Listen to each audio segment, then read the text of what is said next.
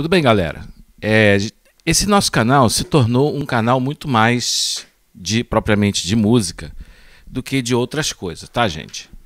Mas assim, de vez em quando a gente ainda vai falar de alguma coisa sobre espiritualidade aqui, tá? Eu decidi que a gente não vai abandonar completamente os temas sobre espiritualidade. Deixa eu posicionar melhor aqui a câmera. A gente não vai abandonar totalmente o tema da espiritualidade, tá, gente? E eu queria falar, assim, mais uma vez sobre Emanuel Swedenborg, tá? Mas por que eu decidi falar sobre ele? Mais uma vez, tá, gente? É o seguinte, eu vi muitos espíritas falando impropriedades sobre Emanuel Swedenborg. Então esse vídeo é da relação que existe entre... Mais um vídeo, né, tematizando a relação que existe entre o espiritismo e o Emanuel Swedenborg, e a relação que existe é praticamente nula, né? Os espíritas dizem que Swedenborg é o precursor do espiritismo, mas isso é totalmente falso, até porque Swedenborg nunca falou de espiritismo, tá? Agora, as acusações, né, as calúnias mais severas, assim, mais, digamos assim, torpes, né? Porque os espíritas falam coisas, não são críticas, né? São acusações completamente estapafúrdias contra a doutrina de Emanuel, as ideias de Swedenborg, e elas tangem o absurdo mesmo, né? Uma coisa totalmente o nonsense, né? Em que eles estão em relação a Swedenborg, né? São três coisas que eu vi em determinados vídeos aí pela internet. Primeiro, que Swedenborg falava que a revelação que ele teve sobre a ciência das correspondências e o sentido interno das escrituras é infalível, né? Ou seja, digamos assim, é como se o Swedenborg dissesse que os seus escritos, que as suas revelações são infalíveis. Ele nunca disse isso. Swedenborg nunca disse nada disso, mas a gente vai analisar ponto por ponto, né? A segunda coisa é que a gente tem que aceitar o que ele falou cegamente, né? Como mais ou menos o que acontecia com os escolásticos medievais, tá? E a terceira coisa tem relação com as visões que Swedenborg teve do mundo espiritual, que os espíritas duvidam, né? Porque só o Swedenborg que viu, ninguém mais viu, é ele que está falando, né? Qualquer um pode dizer o que bem entende. Aí, por causa disso, a obra de Swedenborg não serve. A única coisa que presta é Kardec e Chico Xavier. Gente, a gente vai analisar cada um dos pontos dessas três impropriedades completamente levianas, né? No mínimo, má fé falar uma coisa dessas, né? Mas a gente vai analisar ponto por ponto dessas coisas que os espíritas falam contra Swedenborg, né? A primeira coisa que ele disse que a revelação das ciências das correspondências é infalível, ele nunca disse isso. Nem nunca falou. E outra coisa, né? Você tem que aceitar, né? Bom, vamos analisar ponto por ponto. Ele nunca falou isso, nunca vi ele falar né? Ele chega ao ponto nessa crítica de dizer que então é igual a infalibilidade papal. Eles comparam, é como se o Swedenborg tivesse, né, exigindo, né, que o que ele falou tipo assim, pretendendo, né, tivesse uma pretensão de que o que ele falou é infalível, né, semelhante à pretensão dos católicos, né, na semelhança da pretensão católico-romana de infalibilidade papal. Nunca houve isso, o Swedenborg nunca disse acreditem no que eu estou falando, porque o que eu estou falando é infalível e vocês têm que acreditar no que eu estou falando. Ele nunca disse isso, nunca. Tem que ser muito leviano, tem que ser uma pessoa destituída de caráter para falar uma coisa dessa. Isso se a pessoa leu, né? Porque provavelmente a pessoa não leu e está repetindo isso que ela ouviu dos outros igual um papagaio. Aí, no caso, é um simulacro. Né? É simulacro, entendeu? Você está reproduzindo a opinião dos outros, Raramente alguém lê Swedenborg. Eu sei porque eu há anos inclusive já vendi os livros de Swedenborg. São pouquíssimas as pessoas que leem Swedenborg. Foram raros as pessoas do mundo espírita que pediram livros de Swedenborg. Tá? Então eu acho muito difícil. Está havendo um atraso em relação à minha fala. Se tiver atraso, gente, o vídeo vai ficar assim mesmo, tá? Então como é que alguém pode falar uma coisa dessa, né? Então essa é a primeira coisa que ele diz que é infalível. Mas por que os espíritas, ou esse sujeito por que houve essa interpretação? Simplesmente pelo fato de que o Swedenborg fala que o que ele escreve, ele não inventou da cabeça dele. Só pelo fato dele dizer que é uma revelação que ele recebeu do Senhor Jesus e uma revelação que ele recebeu, né, do céu angélico, né? Mas aí eu te pergunto, só porque a pessoa fala isso, ele está dizendo que é uma verdade, que ele é o único detentor da verdade? Ele nunca disse que é o único detentor da verdade. Ele nunca disse que os seus escritos são infalíveis e que tem que ser aceitos de forma cega. Entendeu? Ele nunca falou isso. Isso é uma interpretação que advém, né? Que a pessoa, por exemplo, provavelmente que leu, né, leu pouco, né, ou leu quase nada da obra dele, e o pouco que essa criatura leu, né, não sei de quem é essa interpretação, isso provavelmente é de algum autor espírita isso sim, no espiritismo, o que Kardec fala é aceito como autoridade. Entendeu? Eles dizem que espiritismo é ciência, não tem nada de ciência. Não tem nada de ciência. Entendeu? Vai para algum instituto de tecnologia, vai lá para o CT lá da UFRJ, pergunta para qualquer professor, vai em alguma academia, alguma universidade. Pergunta para os homens de ciência, pergunta para qualquer membro da comunidade científica, né, que represente a academia de ciência. Pergunta se espiritismo é ciência, ele vai dizer que não tem nada de ciência. Entendeu? As pessoas repetem o que Allan Kardec falou sobre Swedenborg, as pessoas repetem como papagaio o que os autores espíritas, né, falaram sobre Swedenborg e nunca leram Swedenborg.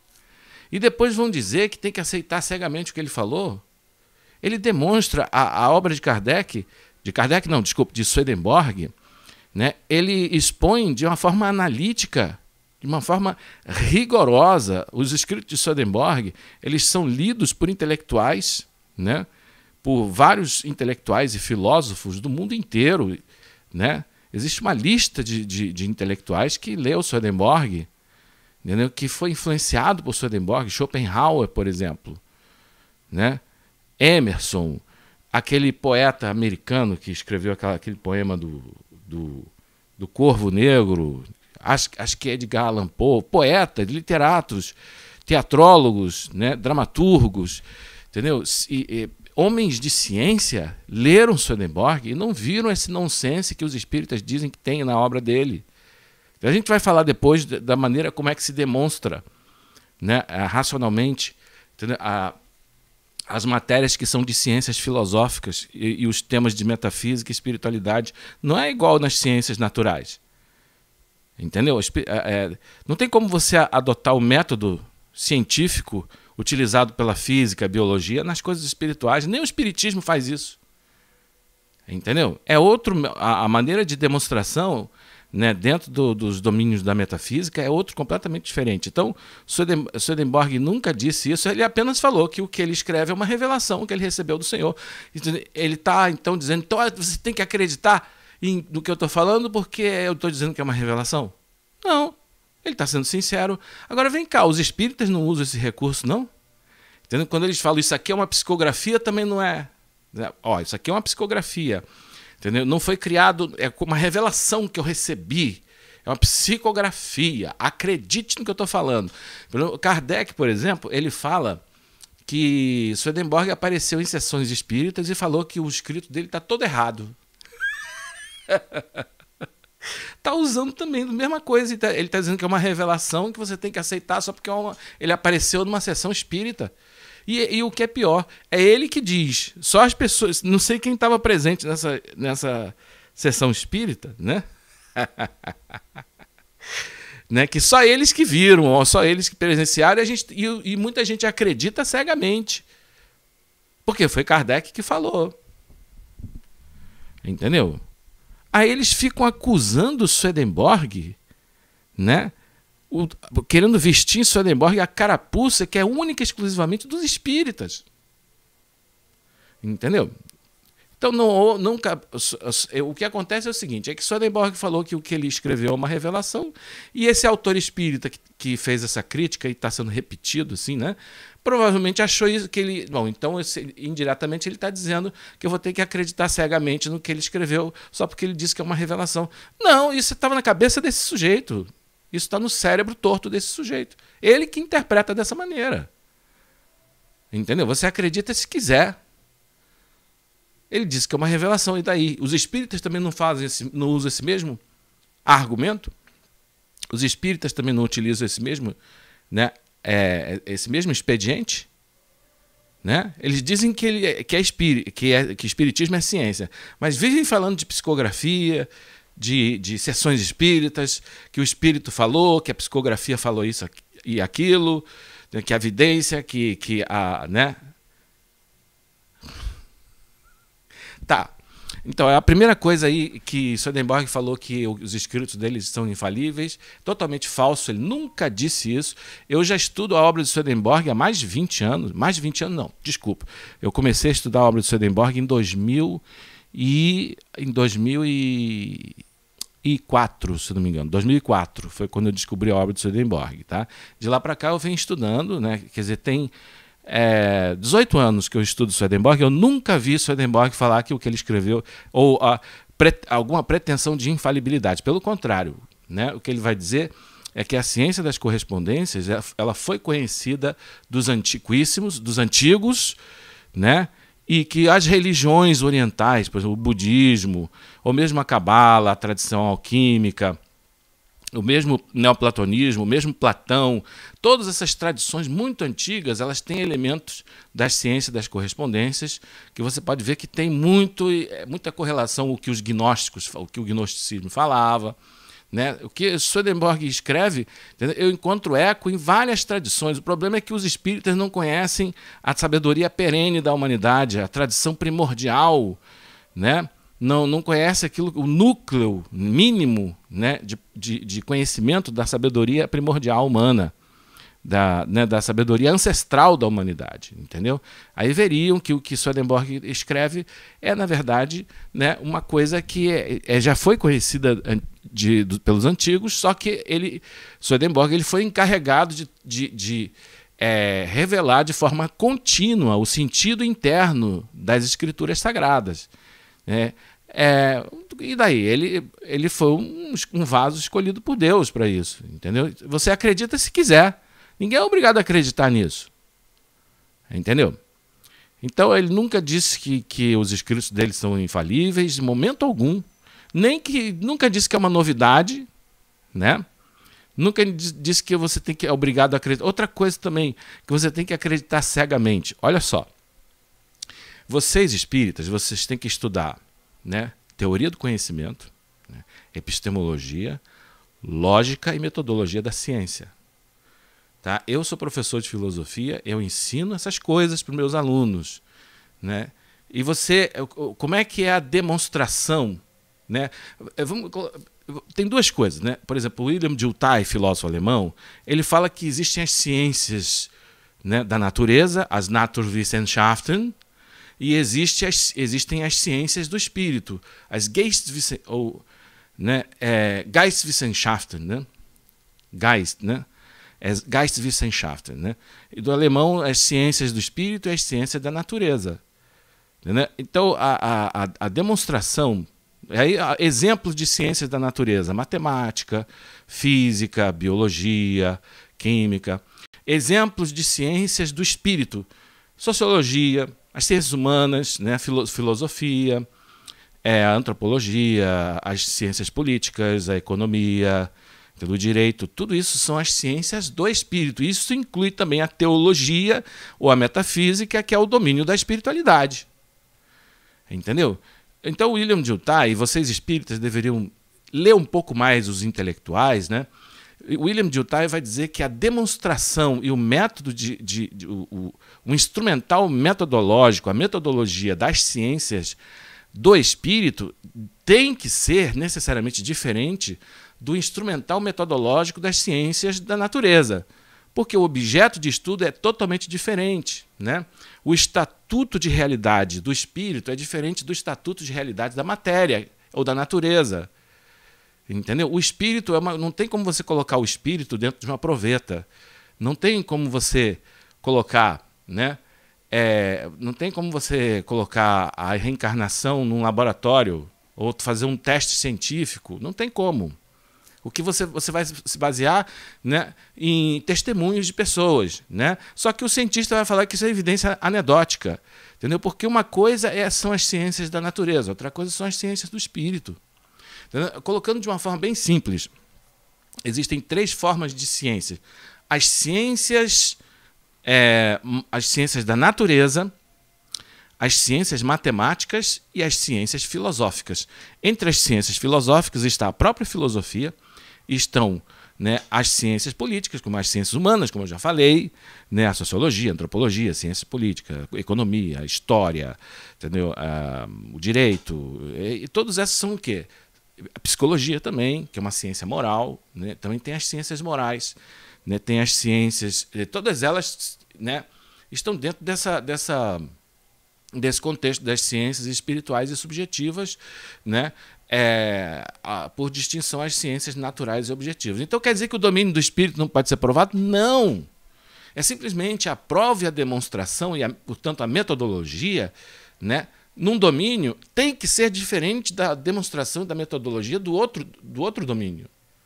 Você não pode utilizar o método científico das ciências da natureza nas ciências do espírito. Tentaram fazer isso com a sociologia, por exemplo. Tentaram encontrar as leis da evolução social. Teve um sociólogo chamado Herbert Spencer que tentou fazer isso. Entendeu? Outro, Auguste Comte, o positivismo, tentaram falar das regras ou das leis da evolução social. Que a humanidade tem uma infância, que é a fase metafísica, e tem uma adolescência, que é a fase... Não, a fase mitológica. A adolescência é a fase... a metafísica, que é a adolescência da humanidade, né? E a fase positiva, a fase científica. Essas ideias todas, inclusive, inspiram o espiritismo, né? Essas coisas, o evolucionismo linear, né? Que é inspirado pelo darwinismo, né? E pelo século XIX. Tudo que são ideias do século XIX, né? Que vão povoar o imaginário da mente de Kardec. Mas também um sujeito do século XIX. Tanto é que ninguém mais estuda em nenhum país do mundo se lembra mais de Kardec, só no Brasil. Entendeu? O espiritismo ele foi uma modinha do século XIX que já não existe mais em país nenhum do mundo, só no Brasil. Nem na França mais Allan Kardec é lembrado. E é bom lembrar aqui também, isso sim precisa ser lembrado, que a obra de Swedenborg, eu sei que isso não é para a gente aceitar o que ele falou, mas a obra de Swedenborg é de tamanha importância e de tamanha universalidade e reconhecimento a nível mundial que ela foi tombada pela Unesco como patrimônio cultural da humanidade. Tá? Vocês espíritas têm que esperar sentados a obra de Kardec e Chico Xavier serem tombadas pelo patrimônio cultural da humanidade, entendeu? E pela Unesco, reconhecidas pela Unesco nesse nível, e pela humanidade nesse nível, né, como a obra de Swedenborg. Tá? Bom, voltando. Então, o Swedenborg falou que os escritos dele, né, têm que ser aceitos cegamente? Não. Entendeu? Primeiro, esse autor espírita comparou a obra de Swedenborg aos escolásticos medievais em que as pessoas tinham que acreditar de forma cega. Não! Primeiro, os escolásticos medievais eram muito bons filósofos, eles tinham conhecido... O Tomás de Aquino, pelo menos na primeira fase da escolástica, Tomás de Aquino foi um grande conhecedor de lógica, de Aristóteles, utilizou toda a lógica aristotélica, né? Para quem não sabe, Aristóteles foi o pai da lógica. Inclusive Kardec, quando fala que o espiritismo, né, é ciência, entendeu? Ele não está falando que é ciência no sentido moderno da palavra, né? Ele está falando que é ciência no sentido grego, no sentido de Platão e Aristóteles. Tá? Aí tem muita gente que acha que quando dizem que o espiritismo é ciência, é que ele usa o método experimental, é que ele é comparável às ciências da natureza. Ainda estão falando de física quântica, que está de acordo que o espiritismo está de acordo com a física quântica.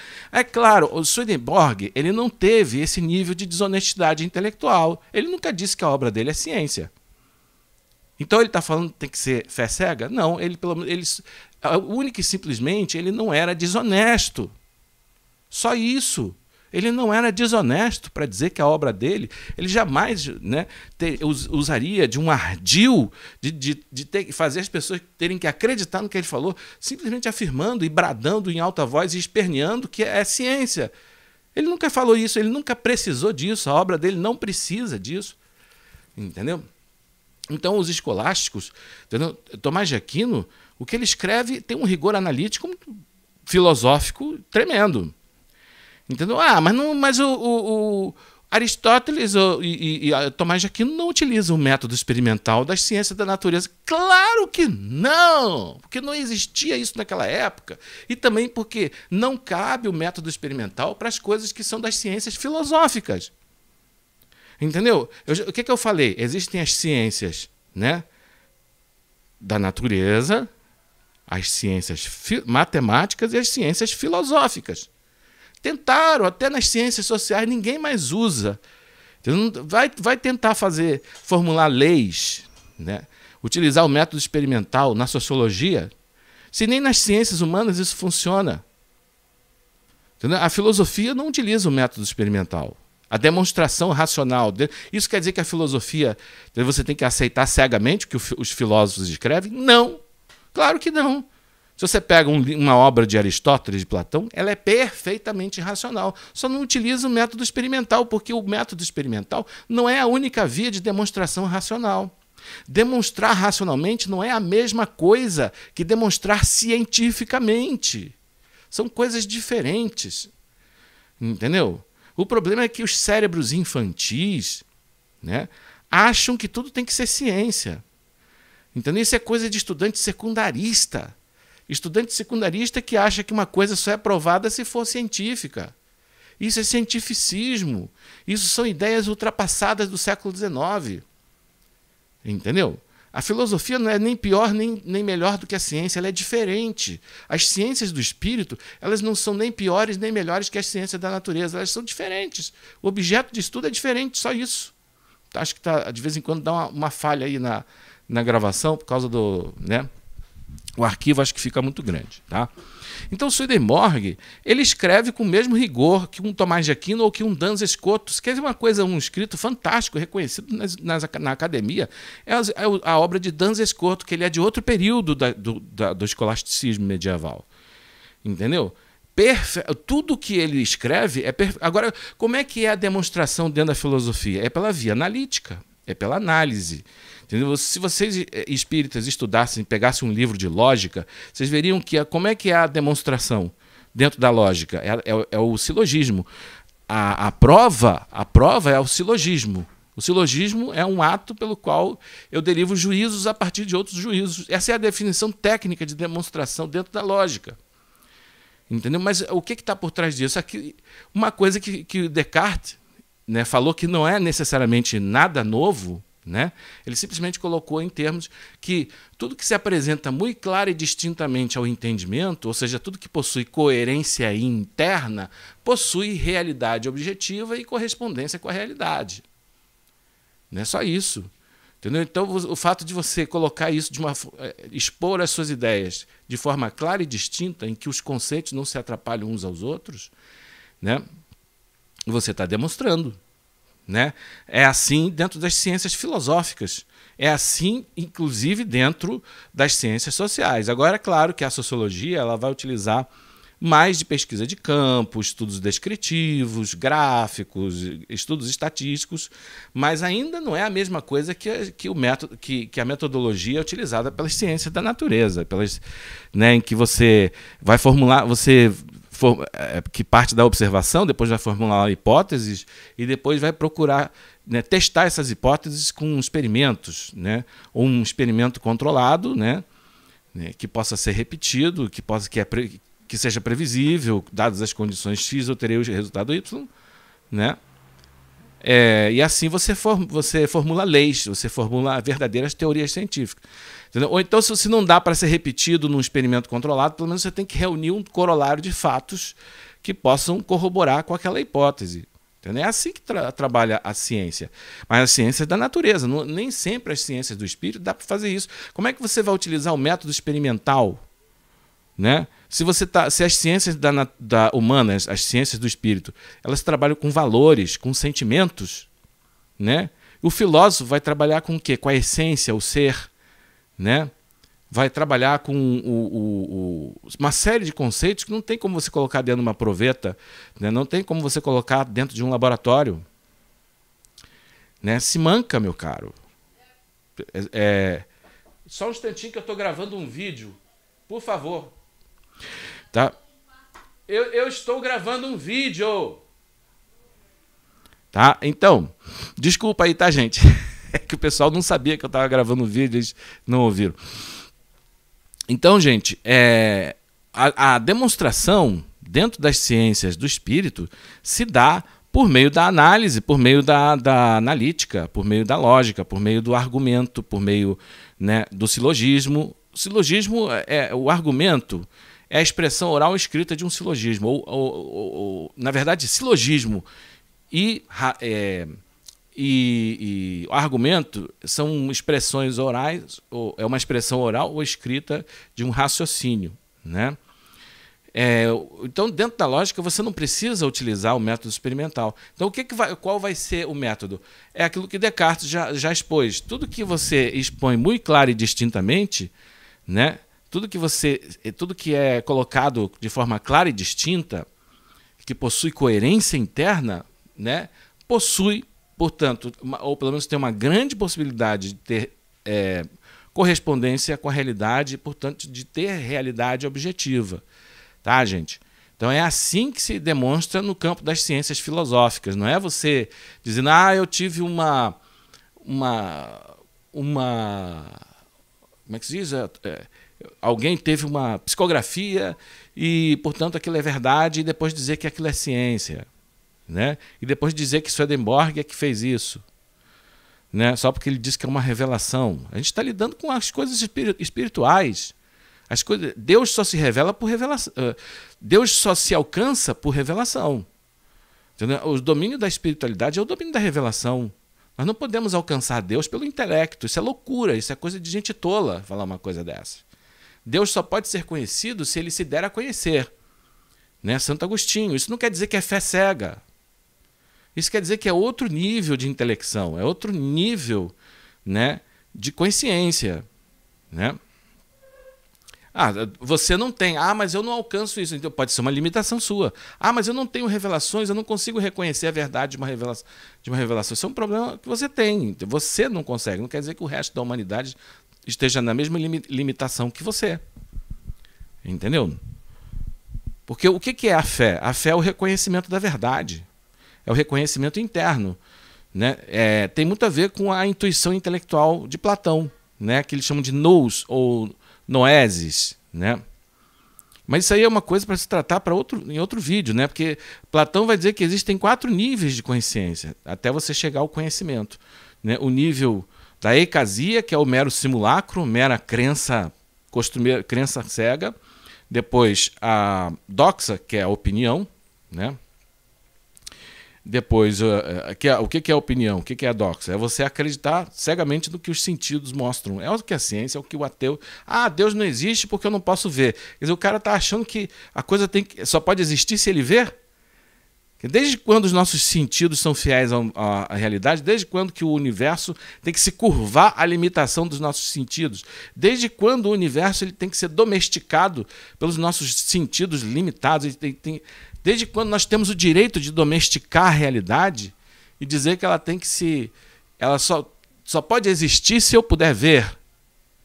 Desde quando aquilo que eu vejo corresponde ao que de fato é? Né? E desde quando o que eu vejo necessariamente tem que existir fora de mim? Não pode ser produzido também? Né? Tá lá a neurociência dizendo que todas as percepções sensíveis são produzidas no cérebro. Então essa coisa da gente acreditar cegamente nos sentidos tem nada a ver com razão, nem com demonstrar. Isso aí tem a ver com fé cega nos sentidos. Ah, mas eu não posso ver a alma, eu não posso ver Deus. Então acreditar nisso é fé cega. Não, você que está acreditando cegamente no que você vê, nos teus olhos, nos teus sentidos. Você acha que as coisas só podem existir se você vê. Quer dizer, desde quando o universo tem compromisso de existir só se ele pudesse ser percebido pelos seres humanos, pelos sentidos humanos? Desde quando? Isso é uma fé cega, isso é pistes. Ah, lembrei a palavra. A palavra não é doxa, não é pistes. Tá? Então a gente viu a eicasia, que é a mera crença cega. Entendeu? A pistes, que é a fé cega nos sentidos, né? Que é o que vai gerar a opinião, né? Que se baseia meramente nas aparências. Depois tem, aí sim, a episteme. Não, desculpa, é dianoia, né? Dianoia, que é aquilo que a gente produz pelo raciocínio. É tudo que é formulado através de raciocínio e silogismo. É o que é produzido através da lógica. E no caso, a filosofia vai utilizar, né, esse caminho. Mas no caso da metafísica e da teologia e da revelação das coisas divinas e espirituais, vai ser a noesis, que é a intuição intelectual, quer dizer, o reconhecimento e a reminiscência das verdades que estão dentro do pergaminho da alma. Entendeu? Mas é preciso ter a mente aberta, é preciso ter, né, o olho do conhecimento aberto para você ir além. Platão vai dizer, né, que o que é conhecido por intuição intelectual é muito mais elevado do que o que pode ser conhecido por meio da dianoia ou raciocínio. Entendeu? E o Swedenborg ele vai demonstrar como, através do rigor analítico com que ele escreve as suas obras, é o mesmo rigor mesmo dos filósofos. E muito mais até do que Aristóteles. Ele escreve com muito mais rigor do que um Duns Scoto, do que um Tomás de Aquino. Entendeu? Agora, muita coisa, né, de Swedenborg só vai poder ser conhecida por intuição intelectual, né? Ou seja, por discernimento interior, que é o que realmente é o conceito de razão, no sentido do nous, né, da razão, né, como a faculdade pela qual reconhecemos a verdade, né, isso de forma imediata, né, porque qual é o conceito de intuição intelectual? É o reconhecimento imediato do objeto do conhecimento. Né? O que é imediato? Imediato é sem a mediação do raciocínio, sem a mediação, né, do silogismo, né? Sem a mediação da analiticidade ou do pensamento conceitual. Entendeu? É o experimento, o conhecimento direto do objeto, né? Isso de forma imediata, ou seja, não mediada pelo conceito, né, pelo raciocínio, né, pela analiticidade, né? Mas de uma forma direta, né? De uma forma direta através do reconhecimento de uma reminiscência. Porque para Platão, a alma, ela, antes de entrar no corpo, ela contemplou todas as essências, todas as ideias. Quando a gente entra no corpo, a gente esquece tudo, e todo o nosso processo de conhecimento, de construção do conhecimento, é reminiscência, você relembrar. Então tem sempre alguma coisa, né? Alguma experiência, né? Que vai fazer a gente relembrar. Quando você lê a obra de Swedenborg, você reconhece a verdade ali, porque aquilo está de acordo com a razão universal que ele escreve. Até que esse vai ser um dos argumentos que Kardec vai utilizar para demonstrar as ideias espíritas. Ele vai dizer o que o espiritismo revela está de acordo com a razão universal. Ah, é? Eu acho que não. Eu acho que são as ideias de Swedenborg que estão de acordo com a razão universal. Tá? Então, a terceira coisa, que é a primeira, já nem me lembro mais qual é a terceira coisa que eu ia contestar aí dos espíritas, né? Primeiro foi que a pretensão de infalibilidade, que nunca existiu, que os escritos de Swedenborg são uma fé cega. Que ele diz que é só ele que vê, né, os espíritos. O Swedenborg, ele via os espíritos como eu vejo as pessoas, né? Diz, mas é só ele que via, então você acreditar nisso é fé cega. É?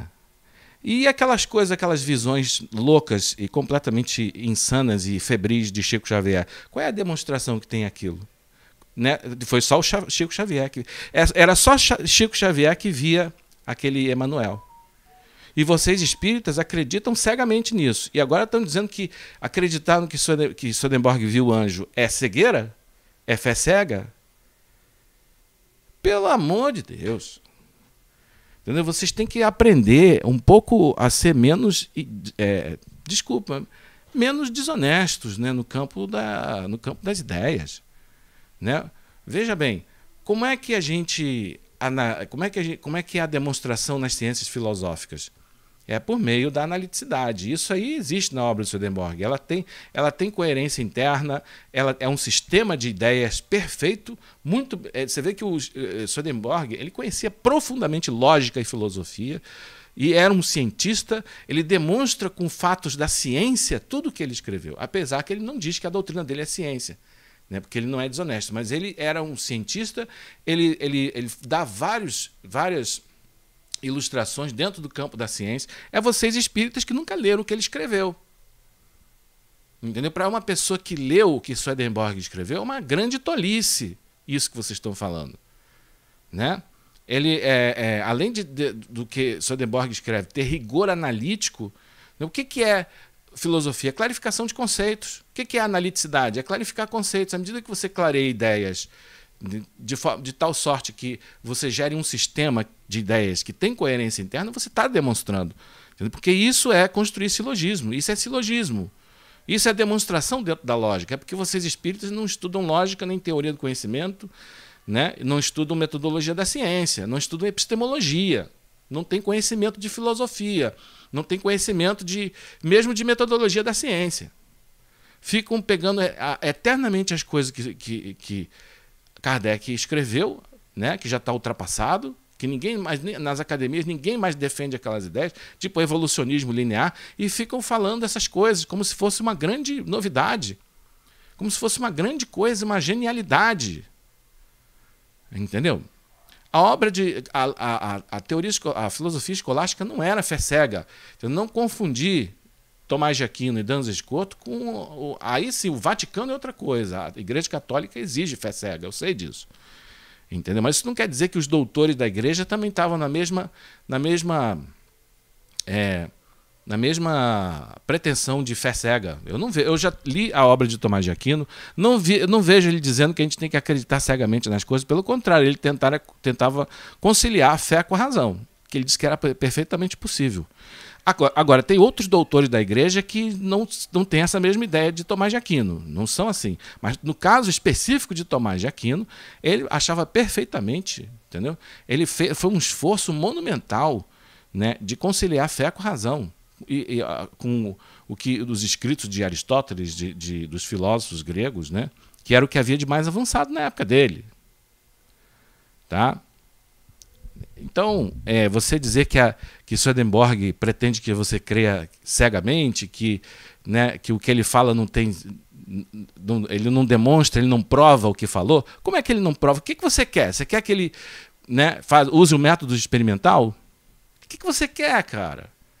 Vocês espíritas não fazem isso. Eu quero ver vocês colocarem o espírito, a alma, numa proveta, né? Vai lá no CT lá da UFRJ, faz um experimento lá para provar a reencarnação. Prova a reencarnação lá para a comunidade científica. O que vocês querem? O que vocês pretendem com esse tipo de consideração completamente leviana? Tá? Então, gente, era isso que eu queria dizer, entendeu? Sobre Emanuel Swedenborg né? E é isso. Eu tinha muito mais coisa para dizer, mas eu já estou falando demais, então deixa para outros vídeos, tá?